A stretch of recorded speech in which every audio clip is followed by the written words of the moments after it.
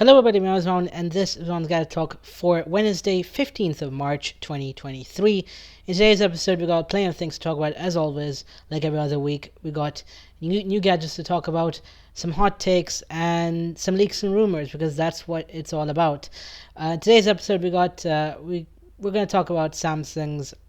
Apparently, Samsung is faking those moonshots you get when you use the space zoom feature on the S23 Ultra and the other phones with those 100x space zoom functionality. So we're going to talk about it in brief and give you my thoughts on that hint. They should just be upfront about it, to be fair. On top of that, while Samsung is showing off some new mid-range phones that you definitely should check out if you're in the market for those. Along with that, we got some leaks of the Google Pixel 7a and the 8 series, and towards the end we're going to probably talk about some EVs, and as I talk about Kia sort of partly showing off their new EV9 SUV. It looks pretty cool, and again we're going to talk about all this in today's episode. So without further ado, let's get rolling, shall we? Right, first up, Samsung. So they've kind of been the talk of town in the world of smartphones because of one small issue that's kind of blown out of proportion, or it's been a quite a serious problem no matter how you look at it.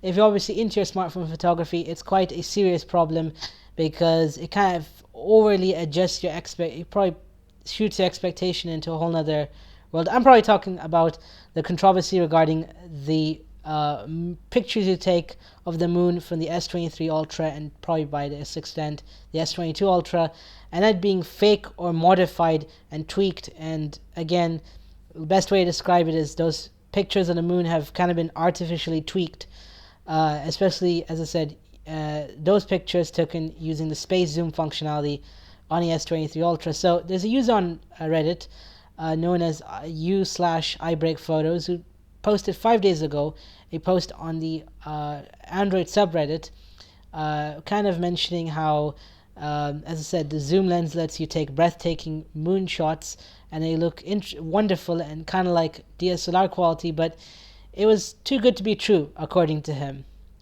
And so he put it to the test. He took a high-res picture of the moon, downloaded it from the internet, and then downsized it, tweaked it, and then obviously put it on full screen and went to the other side of the room, turned all the lights off, used his phone, used his S23 Ultra, zoomed right in. Okay, in the post it says, okay, this phone zooms right in and tries to take a photo, and it comes out crystal clear. Now, it might look good, again, surprising because the actual photo is quite blurry. And so what happened, you're probably wondering. So Samsung apparently is using an AI model, or a mode is switched on by default, called Scene Optimizer, which basically is tweaking the overall photo of what looks like the moon and adding quite a lot more details, tweaking and adding details and subjects that shouldn't really be there in the first place. In a sense, it's quite an extreme. It's basically AI being used to a dramatic extreme beyond relief, which is kind of shocking to say the least. But according to him, too long didn't read, Samsung is using AI or machine learning, or neural network trained on hundreds of images of the moon to add the texture of the moon on your moon pictures. And while some think that's your camera's capability, it's actually not. And that's his words, not mine. So that's pretty interesting. And again, he probably goes on to reiterate that it's not sharpening or adding detail or multiple frames. It really is tweaking and, again, adding bits to the picture. It's quite hard to explain this, really, unless you're a photography expert or if you're good at photography. But as I said, it's not even interpolation, to say the least. But again, it's using AI to kind of add detail that shouldn't really be there, and it should kind of be normal. So yeah, as I said, weirdly enough, Samsung kind of talked about it and explained it on a forum, which was all in Korean, but I read the English translation. I'll link it in the show notes so you can check it out in a way.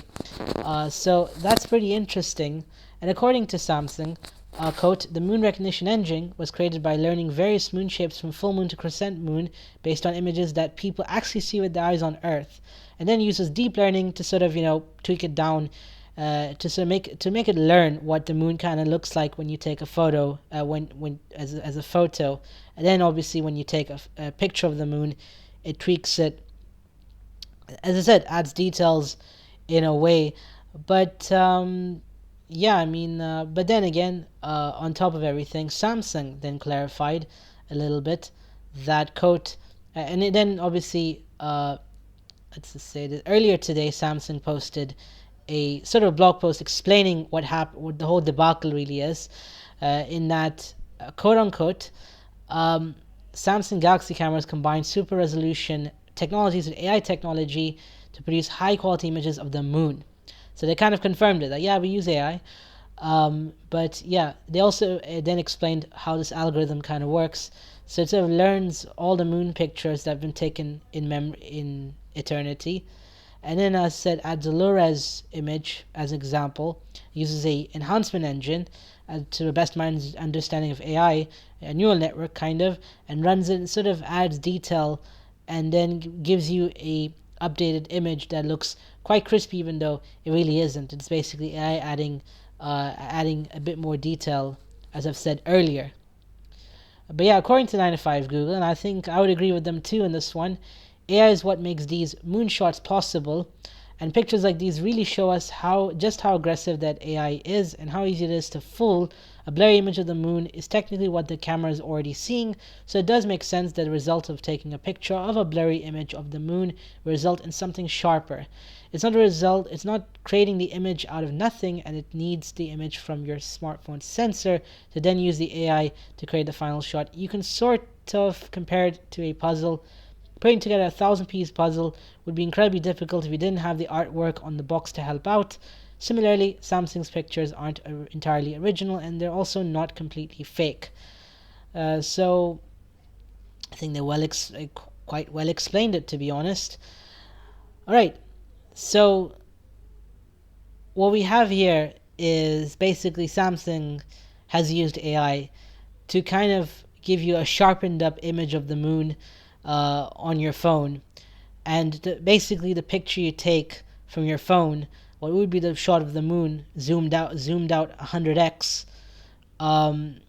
is sort of the reference, and then the AI model kicks in the background, adds in details, sharpens up, adjusts detail, and again adds bits and bobs, as I say that in layman terms, to make the moonshot seem more impressive than what it actually is. And to be honest with you, it's a little deceptive. You know, like especially given the fact that Samsung's been marketing the capability to take moon photography like a pro, but not really disclosing that, oh, we use AI and stuff early on. So it's quite deceptive, to be fair.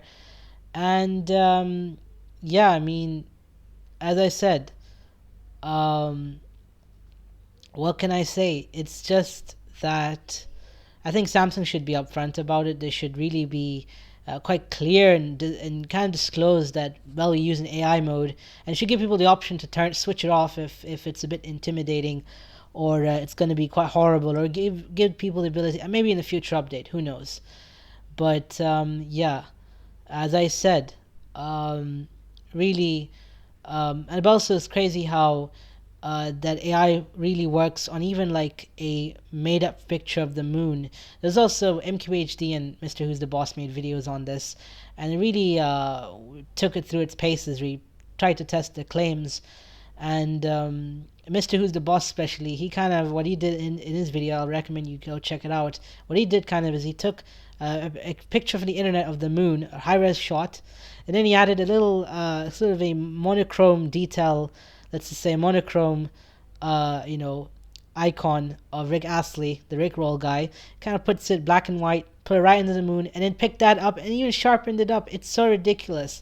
So yeah, but for me, really, as I said, regardless, really, it's just the fact that I think Samsung really needs to be upfront about it. Okay, they obviously clarified to people that, yeah, we actually use AI, we have modes available, you can turn it off, obviously, if it's intimidating, but as I said, I think this wouldn't have been a bigger controversy had Samsung been quite clear and upfront, like other brands, where other brands at least sell you want, they do tell you, oh, we use this AI features there, AI this, AI that. It's a jargon that the technology is there, it's running in the background. I feel that, as I said, Samsung obviously pulled a pretty fast one here, in that they had to sell people on some killer feature, and in the process they kind of forgot to disclose or be upfront. And also people are quite wary of AI because we're using it in everything these days. Just yesterday GPT-4 was shown off, and the detail you can extract, the detail, more detail the prompt you give to GPT-4 and the outputs it gives. Yeah, I mean, people are quite wary and are skeptical, it's to say. So, and also, let's face it, smartphone sensors are not as sophisticated as we love to assume. There's a limit, there's a physical limit, and so software kind of gives you the extra mile, the extra edge, let's just say that. But as I said, I feel that Samsung, all jokes aside, should, and all facts aside, Samsung should really be quite clear and really be upfront and kind of tell people that, hey, we have this mode switched on by default. We have an algorithm that is doing the processing, and again, give people the option quite clearly to flick it on and off. But yeah, the fact that obviously people made a big fuss out of it, this shows you, as I said, how much people are scared of AI on the flip side. But as I said, you can't trust smartphone photos that much. I mean, as I said, if you really, really want to take proper actual photos, and I've probably come to that conclusion also, partly, I don't know, buy an actual camera, actual mirrorless camera with a large sensor that gives you incredible detail and really lets you take a lot of insight. But yeah, as I said, it's not really much of a controversy. It's just the fact that Samsung as a brand, they were really sneaky, and it's quite distasteful. It's quite, but yeah, it's kind of shocking because the way they kind of marketed it, you'd think it's basically the phone's hardware has been so impressive. Its processing was really, really impressive that it managed to pull it off. But in reality, AI obviously saved the day. But as I said, I think you could say it sent the wrong impression in people's hearts and minds. This is how I feel, really. But yeah, it really sent the wrong message at the wrong time, possibly, if you think about it. And also, now obviously some people will really look at Samsung's cameras a little bit more differently when you compare it to other brands. But yeah, it really sent the wrong message, and as I said, they should be quite transparent about it. Alrighty, moving on from AI-based moonshots to mid-range phones, Samsung has shown off its new A54 and A34 5G variant phones. Both have 5G, in case you're wondering. That's not right on the packaging, so that's pretty cool. These are basically Samsung's latest A series phones, and they've got a lot of tweaks. Firstly, you have high refresh rate displays on both phones, to say the least. On top, you have improved cameras, really. And again, you look at the competition, this really is Samsung's answer to the broadening competition with beefed up processors, cameras, display, and again, priced quite competitively as well. So if you read over specs, first let's talk about the A34 5G. As I said, both phones, this is a big change, both phones have 5G and improved processors and better cameras, and let's just say 120 hertz refresh rate. So the A34 comes at 6.6 inch Infinity U Super AMOLED display, basically U-shaped front notch with a 13 megapixel camera, along with on top of that it's a 6.6 inch AMOLED 1000 nit display. I was about to say 100,000, but it's 1,000 nits in case you're wondering. FHD plus 120 hertz refresh rate. Dimensity 1080 chip, so that's pretty interesting. 6 or 8 gigabytes of RAM, 128, 256 gigabytes of storage, 5,000 mAh battery with 25 watt wired fast charging. And as I said, IP67 water and dust resistance, an on-screen fingerprint sensor, which you don't see on phones of this price tag, or you'd find it on obviously phones over over $200, its actual price tag. So that's pretty cool. Another awesome mid-range phone in a way. But the cameras are pretty interesting. The A34 comes with an 8 megapixel ultra wide sensor, 48 megapixel main f1.8 with optical image stabilization, and a 5 megapixel macro f2.4. And as I said, comes with Android 13 out of the gate and weighs 196 grams. Quite straightforward as a mid-range. Again, a little bit lower powered compared to the A54 on the other hand, which has a 6.4 inch Infinity O, or as said, a square dot display with this punch hole notch. Generally 1000 nits, FHD plus, and 120 hertz dynamic refresh rate, so it can go from, as I said, 1 hertz probably all the way up to 120. So that's pretty cool in a way. That is so. That's pretty. And as I said, or generally speaking, you can tweak the refresh rate down to 60 to save on battery life. Has the Exynos 1380 chip, 8 gigabytes of RAM only. On the other hand, and 128 or 256 gigs of storage. Either way, 5000 mAh battery with 25 watt fast charging, and Android 13 and IP67 water and dust resistance, and an on-screen fingerprint sensor in a way. As for cameras, the A54 comes with a 12 megapixel ultra wide camera, 50 megapixel main, with OIS, and 5 megapixel macro with f2.4 aperture, and this is on top of a 32 megapixel f2.2 camera. So yeah, that's the interesting part, and the best part is both phones come with microSD card support. So if you kind of been missing that on the S23 phones, you can get this instead. If you don't care about the processor or cameras, this has microSD card storage. And instead, if you don't care about cameras or processors or those moonshots, by the way, it's an awesome phone, as in the marketing for this phone. So yeah, the key differences between both phones.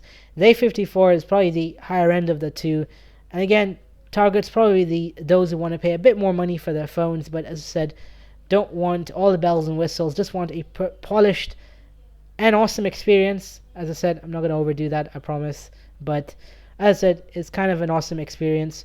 You get a smaller display, but as I said, you have 1000 nit display, Gorilla Glass 5, an IP67 water and dust resistance. The same could be said for the A34 in a way. You get a larger sensor camera on the 54, as we call it, and a bigger front-facing camera. The same battery as the A34, and the same microSD card support. You get up to 1 terabyte of storage, expandable, so that's pretty cool in a way. You can see I'm clearly nerding out of these details, but it's kind of an awesome phone in a way. And as I said, you get but as I said, what we look at really with the A34 and the A54 5G, both phones have 5G by the way, in case you missed it, is that they're two similarly powered phones targeted at two different kinds of audiences. The A34 is a more enthusiast kind of phone with the beefier processor, and as I said, with the slightly bigger display in a way, so more for those diehard power users, whereas the A54 is more for casuals and those who really want to pay a little bit more for their phone, as I said, but as I said, want an all-round experience with better camera. And so honestly, it really boils down to those factors of what you use your phone for. If you're about the crispier camera, the A54 makes sense on paper. The A34 it's got a bigger display. It's not noticeable, but it's slightly bigger. It's a touch bit bigger, and you get a beefier processor, good for gaming, and again, running through multiple apps at once. So yeah, as I said, both come with Android 13, and again, Samsung's usual software support, so that's good to see. If you live in the US, you can get the A54 for $450, and again, that's just in the US alone. If you live in Europe or in the United Kingdom, the A54, this is so confusing really, but the A34 will cost £350, whereas the A54 will cost £450 generally. This is well over $400 for these phones. And if you want double the storage, this was for the 120 gigabyte variant. If you want double the storage, expect to pay a touch bit more. We're talking £500 for the A54 5G with 256 gigabytes of storage, and the A34 for about £400. So honestly, as I've said, on paper, I've not used the phone really. But on paper, it really depends on what matters to you as a user at that price point. What do you care about more? If you want the cameras, the A54 makes sense. But as I said, storage shouldn't really matter. 120 gigabytes will get you through for those users on that budget. But again, you have the microSD card support, so really the 256 gigabyte variant will not really make a big difference. Let's just say that. But yeah, if you really want these phones, they'll be available starting March 30th from Samsung. So as I've been looking for mid-range, you definitely might want to check this out. It's a pretty interesting phone, and I don't want to harp on the marketing, but kind of an awesome phone nonetheless. Alright, before I move on, one thing I want to add is the A54 has the dynamic refresh rate functionality, whereas the A34 just has 120 Hz display. But as I've said earlier on, both phones, you should be able to tweak the refresh rate down to 60 to save on battery life. Alright, moving on, let's talk about Apple and their AR/VR headset. We kind of know that it might be coming to WWDC this year. It will probably be released this year or next year. But we're already getting more scoops and leaks regarding Apple's AR/VR headset, as we'll call it. It's going to be an pricey one, that's for sure. But it'll have some cutting edge features that we have not seen on other AR/VR headsets, including dual 4K OLED displays and eye and hand tracking built in. So that's pretty interesting. And some are saying that it will also be utilized as a Mac display apparently, and again have a 2-hour battery life with external battery packs. So that's pretty interesting. But yeah, we've kind of gotten leaks of the AR/VR headset, not in full of course, because Apple is obviously known to be quite secretive and they're not obviously going to disclose that they're making this product. But a leaker by the name of Mr. White on Twitter shared what purportedly looks like parts from the AR/VR headset, especially what may look like display cables. They're shaped kind of to go around the lenses, so that's pretty interesting in a way. And but as I said, some people are saying that it could possibly be the parts for the microphone array and the HomePod speaker. You never know, it might not, it may be the case. So might want to take this with a grain of salt for this one, in a way. And I think the first one kind of looks like the sensors. Who knows? So as I've said, these photos, these leaked parts, could kind of be from a prototype. It may not really be in the final version. As if you've kind of worked on an AR/VR headset, you kind of do know there's no display cables that are running around the lenses. But as I said, this you might want to take this, as I said, with a grain of salt.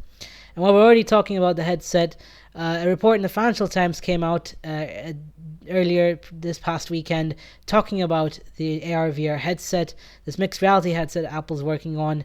Apparently, there was like two sides of Apple that really fought on what a device should be. There was the operations team that was run by Apple's vice president or VP, SV senior vice president Jeff Williams, who wanted a technologically advanced VR headset, let's just say that, as soon as possible, even if it's bulky or expensive. And then there was a design team that wanted a lightweight AR glasses. And let's just say the operations team won out because they wanted to, quote unquote, and according to the Financial Times here, Apple's operations team wanted to ship a version 1 product, a ski goggle like headset, VR headset as we'll call it, from that point of view, that will allow users to watch immersive 3D video, perform interactive workouts, or chat with realistic avatars through revamped FaceTime. You know, I mean, if you know realistic avatars, that's basically animojis. Anyways, but Apple's famed industrial design team had cautioned patients wanting to delay until a more lightweight version of AR glasses became technically feasible. Most in the tech industry expect that to take several more years, which kind of makes sense to be fair. But yeah, and it's not surprising given that the supposed product's name potentially would be the Apple Reality Pro, and it will be very expensive, but there'll be a lot of people who end up scooping it up because it's an Apple product. That's the problem, but oh well. I mean, that's people's, buying habits. You can't do anything about that. But yeah, but also this is quite significant given the fact that this will essentially be the second or third, in that sense, major product release for Tim Cook as CEO, given that he resided over the launch of the Apple Watch and the HomePod, and that all happened after Steve Jobs' death. So this is quite significant. If they screw this up, this will signal it'll send another message for Apple, from Apple to the whole wide world. But they gotta get this right. Let's just say that. And but yeah, I guess the approach of launching a bulky, expensive headset that is good for developers, essentially a V1 for developers, for those using the Mac, and for VR development and content creation, it kind of makes sense. But as I said, the AR concept is many years behind, we're many years away from it being viable. Let's just say that. So again, this also is to be taken with a grain of salt, in my own opinion. Alrighty, moving on, let's talk about Google Pixel. First up is actual stuff from Google, a feature drop. So this is a software update with new features on the Pixels. If you have one, you definitely want to update and check it out. First up is Night Sight. So you're going to get a faster processing version of it on the Pixel 7 series phones. The Pixel 6 can now do Night Sight without any issues, and again, a little bit more faster because the processing is improved with improved algorithms. So that's pretty cool in a way. And then second thing to add on top of photos is Magic Eraser. It's now available on all Pixel phones, unlike initially that was on the Pixel 7 series, but now it's on all the Pixel lineup. So that's pretty awesome in a way. There's also Direct My Call, which is available on Pixel 4a and above. That allows you to really see menu options on the most popular toll-free numbers in the United States. You have Health Connect built in now, so that's pretty cool. So if you have fitness data, it'll be stored right on device. Let's just say that. So there's no need to send it to the cloud. Let's just say that. Now you can set timers across all your Pixel devices without unlocking your phone. I don't know if it's a useful feature, but again, it goes a long way.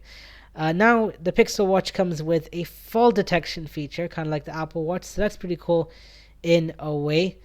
And you get support for ultra-wideband digital car keys like on the iPhone, dual eSIM support with dual SIM, dual standby on Pixel 7 phones, 5G support is available in India on Pixel phones with this feature drop, and fast pair is available on selected Chromebooks. Plenty of new features, and again, pretty cool. I mean, if you have a Pixel, you definitely want to check it out and update your phone right now to get all those features in a way. But we're going to move on to the juicy bit, which is the leaks. Because the next Google Pixel phones have been leaked like crazy. So first, let's talk about the Pixel 7a in a way. So we've gotten the photos, we've gotten the specs, and some details about these phones generally. So first up is a post. The photos for the Pixel 7a have been leaked. Because somebody took hands-on pics with the Pixel 7a, and it's a compact version of the Pixel 7 in a nutshell. If you don't know how to best describe it, someone in Vietnam has gotten the Pixel 7a and basically taken a lot of videos and photos of it, and that's pretty crazy in a way. But that's not the shocking part of it all. We've gotten a detailed specs leak of the Pixel 7a. According to Dibayan Roy from Gadgets Data on Twitter, the Pixel 7a will come with a 6.1-inch FHD plus 90Hz OLED display.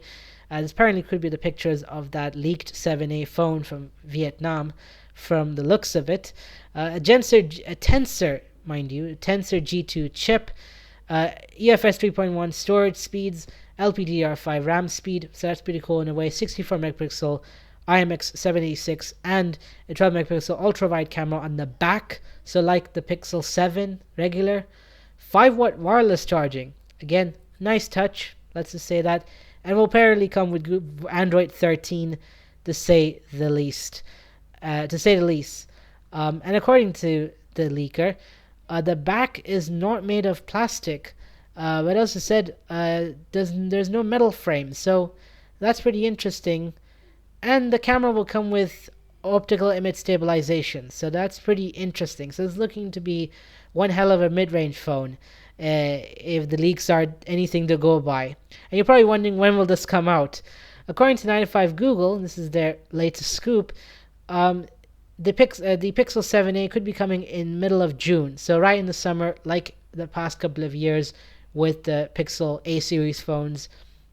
And the Pixel Fold will also be coming in mid-June, according to leaked listings from a retailer. So that's pretty crazy, to say the least. But we haven't even gotten to the more interesting bits, which is the Google Pixel 8. Now, Steve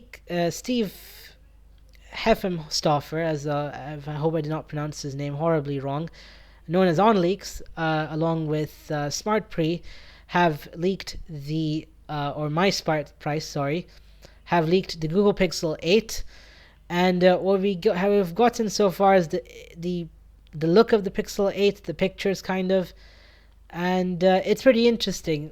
Basically, it's like the Pixel 7 series, the best way to describe it, but with rounded edges on the top and bottom. So it's been more rounded out, a little smaller potentially, but a bit more rounded out. So that's pretty interesting in a way, and it's got cutouts for speaker and microphone, USB-C in a way. But yeah, according to OnLeaks, the Pixel 8 is roughly 6.2 inch display, and the Pixel 8 Pro is roughly 6.7 inches. So that's kind of accurate, but it looks a bit smaller because it's a bit more rounded on the edges. So that looks interesting. Not childish, let's just say that, but again, pretty interesting if you ask me. That is. So yeah, we've already gotten the leak of the Pixel 8 and 8 Pro. I would probably say this. I would caveat with saying this. I would suspect that Google's probably indirectly leaking these devices to get some publicity and get some press for these phones before they launch. But I might be wrong. Who knows? They probably have a poor track record of keeping the phones in secret. But yeah, what you can see from the pictures, it's a bit more rounded, a bit more curvier. Let's just say that. And apparently, the Pixel 8 Pro will only go with a flat display, maybe to make it easy to manufacture. So that's pretty interesting in a way. I mean, it's an interesting phone already, but as I said, these are quite interesting leaks nonetheless. Alright, moving on to Asus. The Zenfone 10 is coming apparently, and PriceBuy has some exclusive scoop on a Zenfone 10 thanks to the leaker, or tipster, let's just say, Paris Guglani, who's reported that, who shared some details of the Zenfone 10.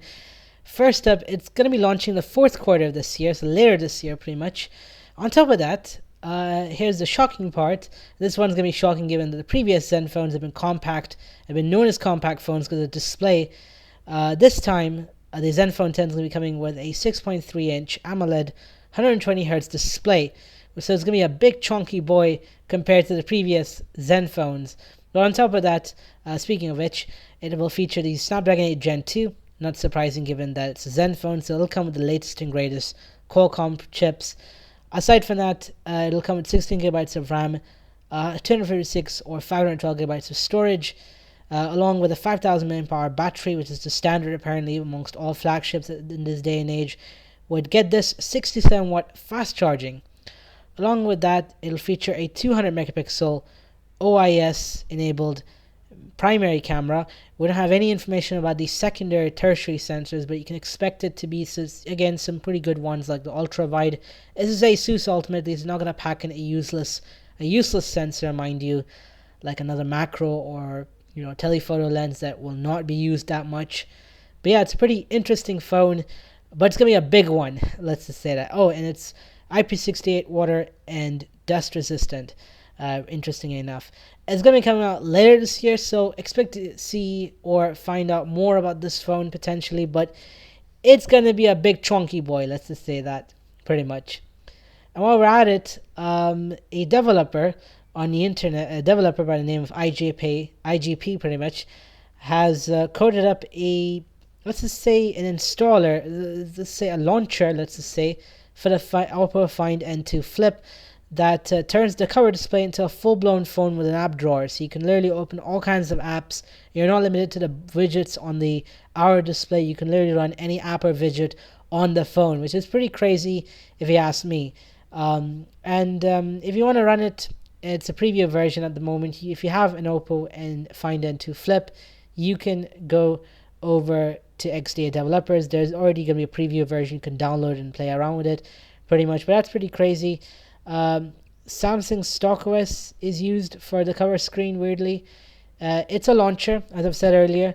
It supports all third-party widgets, quick toggles, gestures, you name it, and apparently works on top of Oppo's ColorOS. So that's pretty interesting in a way. You literally can run all kinds of apps on this.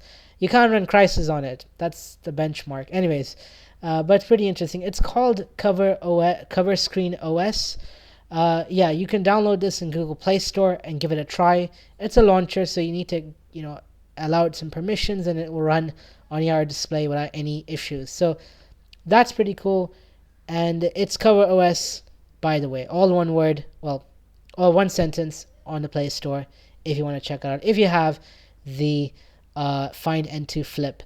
On the flip side, apparently, get this, Xiaomi is going to be showing off the global variant of the Redmi Note 12 finally on March 23rd at 11 p.m. Beijing time, or roughly, let's just say, what's 11 minus 7? That would be 4 p.m. Europe time and 6 p.m. Bahrain time, technically.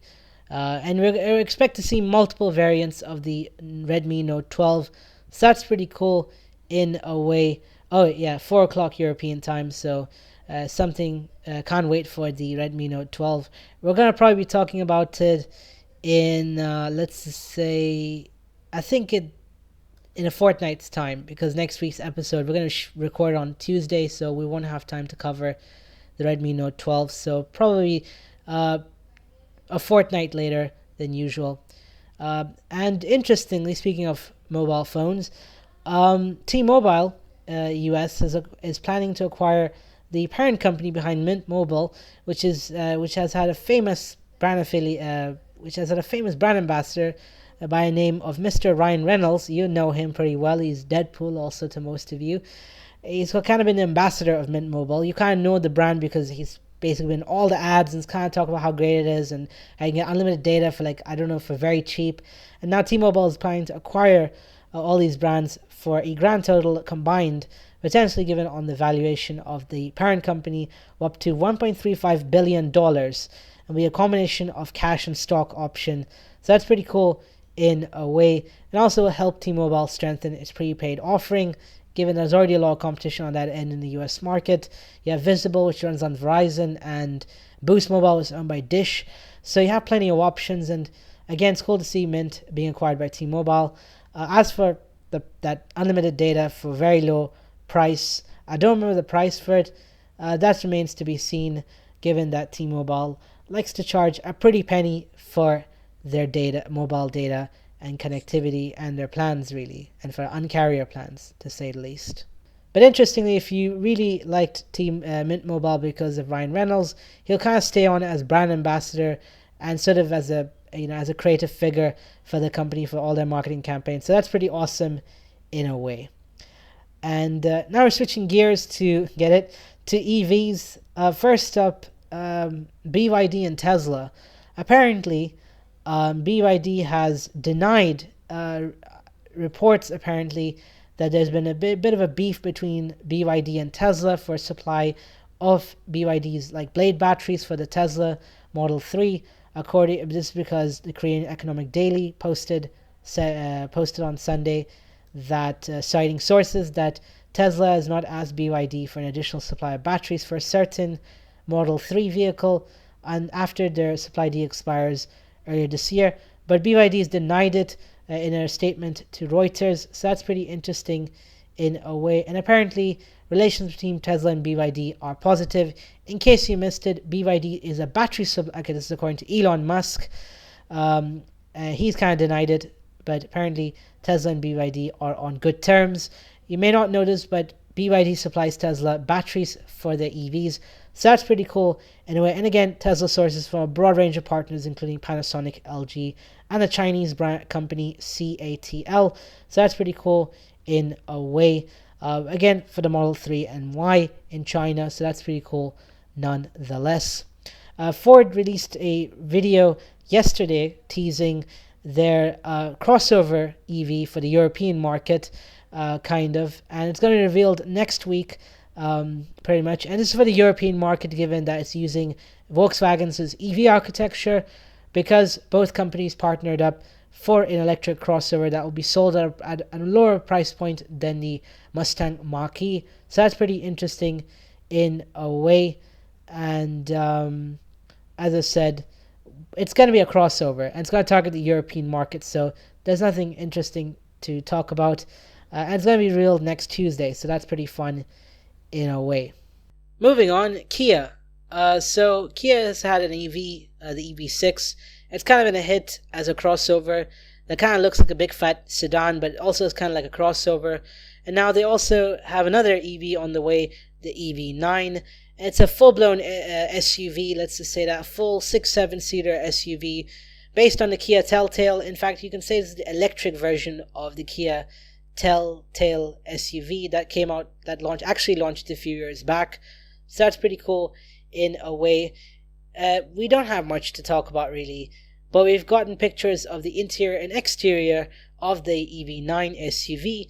First up, it's going to apparently be based on the eGMP architecture. We've kind of known that for a very long time, and you can expect to see dual or single motor options, battery sizes up to 100 kilowatts from say 70 kilowatt hour, built on Kia's electric global modular platform, or eGMP. EV9's long wheelbase, low belt line, and completely flat electric vehicle architecture have facilitated, in their own words, the creation of a generous space for all occupants to connect and relax with lounge-style comfort in all 3 rows of seats.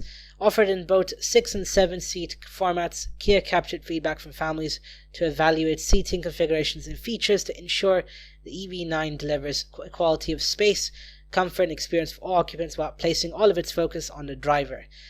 So that's pretty cool. What Kia is trying to say, in a way, is that the SUV sort of will have flat floor because it's an EV, it's got batteries underneath, but more than everything, it will come with swiveling seats, so you can swivel 180 degrees in the second row, so you can face folks in the third row, kind of a conversation. So that's pretty cool in a way. And on top of that, you have dual 12.3-inch touchscreens, allowing you to control all kinds of features in a way, with charging points, a wireless pad, and much, much more. And essentially has this striking two-tone finish, at the risk of sounding like Forrest Auto reviews on TikTok. If you follow him, you know his in-depth descriptions. And interestingly, the exterior sort of has polygonal design, noticeably around the fender, and also the rear has slim lights that mirror its front, also giving it quote-unquote a strong and confident stance. So that's pretty interesting in a way. And then the interior is kind of like this striking two-tone finish, as I've said earlier, kind of like a lot of their SUVs these days, if you sit in one of them, or like the more recent 2023 or 2024 model year Telltale SUVs. So that's pretty interesting, and that's basically how I can best describe it without kind of going into much further detail. But yeah, as it's an EV, you'll probably get lots of interesting features. As I said, it has a bold for nature design philosophy on the exterior and also on the interior to a degree. So that's pretty interesting in a way. And compared to the concept, it's a bit more softer and production ready. But yeah, it's quite a striking SUV, and you won't really be able to miss it. Let's just say that. But yeah, we don't know much about the EV9 other than, it will have, it's an EV. We'll find out next week when they do their launch event for the entire vehicle. They'll obviously mention all this later this month pretty much. They'll show off the performance and the battery sizes and things like that, the more granular nitty-bitty details that most people want to know, because there are quite a lot of people who want to buy this EV, to say the least. So yeah, but it's going to be an expensive one, given that the Telltale, obviously said, is a little is already well above the $60,000 mark, so the EV one will be a bit more than that. So yeah, it's a bit interesting. And as I said, when I say it's going to be pricey, if you look at it, a full-blown SUV, it ain't a Tesla that it'll be very efficient in powertrain, and hence it'll move on to battery life, that it'll last a very long, it'll have a long mileage. you'd want a triple digit battery for this one, over 90 kilowatt hours at best for this one. So that's just my humble opinion, in a way. So that's just how I feel. This EV is pretty big, and you might want a bigger battery option for this one, and it's going to be pricey, to say the least. But it's going to be an interesting SUV nonetheless. Alrighty, this leads us to the end of today's episode. What do you think of everything you've heard today so far? The whole moonshot controversy, the EVs, whatever it is that I've talked about.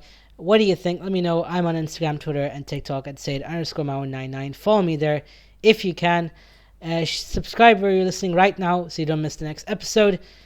Share this to your friends and family as much as you can. We really need more people to listen to this podcast, even though it might sound a little poopy, but I promise I really love talking about technology. And again, this is kind of where I can kind of nerd out every single week. So all your support is definitely appreciated. And yeah, till next week, this is your Bomb signing out. Where we are, what are you up to? Have a wonderful day ahead and a wonderful weekend ahead. And yeah, thank you so much for listening. And again, stay awesome. All right? Ciao.